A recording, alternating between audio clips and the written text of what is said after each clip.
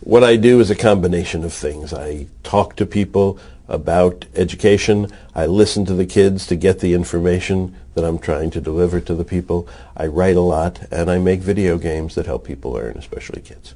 When you compare games to books or television, what makes games so much more powerful when it comes to learning and involvement? Games have goals very clearly, and the fact that they have goals like leveling up, for example, means that people will practice things that normally they wouldn't practice, but they'll do something to get to the next level, like kill 1,000 orcs. Well, when you kill 1,000 orcs, you really learn orc killing very well. The next thing is that they're adaptive, and next to connectivity, adaptivity is really the power of the computer for learning.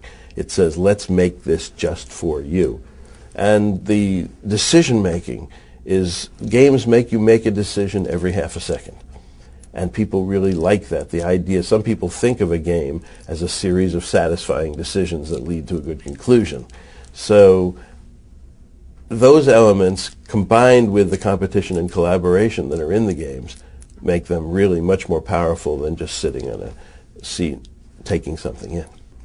Progress in technology is changing so rapidly, and we can't stop it from happening. It's happening at Mach speed. It seems harder to grab and hold a person's attention. What does it take to get the attention of a child? It takes a lot, because they know, whether it's conscious or subconscious, they know that people are spending millions of dollars to get their attention, whether it's on the TV program or the game or the song or whatever it is. So there are very highly produced things, and those production values are focused on getting their attention.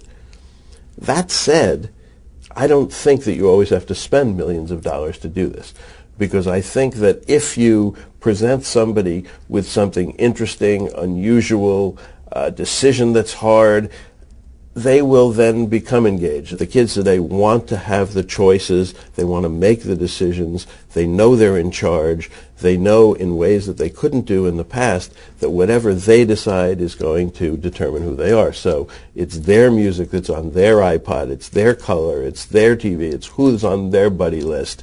It's all about their choices. Mm-hmm. And that, I think, to the extent that you let people make the choices, you're going to really engage them. You said that students need to be engaged to be involved in schoolwork. And this brings up another conversation that's out there when it comes to games and television and media and children.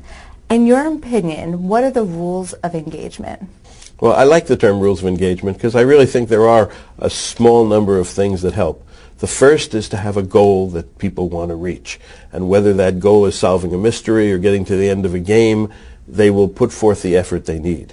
It also helps if whatever it is adapted to them, so it makes it easier for them. If they are having trouble or difficulty or they're struggling, we make it easier. If they are having an easy time, we make it harder. Therefore, it keeps them in that zone where they feel, I can get there if I only try harder. Right. Third thing is making decisions. People love to be actively involved with things and make decisions, and we don't do a lot of that either in school or in television until recently, where we have people vote, or even in books. So the last thing is some form of competition and collaboration, and it's the mix of those two and getting that right that really motivates people. What do you think the future looks like in the next 5 years? Well, I think it's going to look really different for adults and for kids.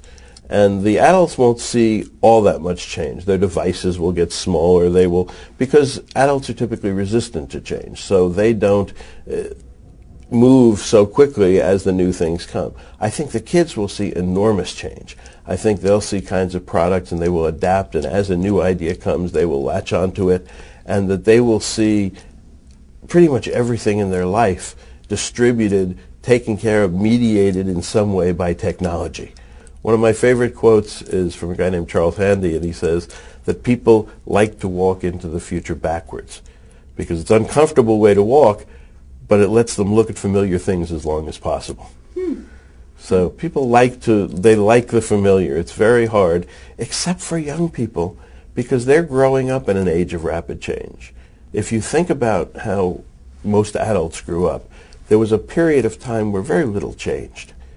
Same houses, same cars, same jobs, same everything.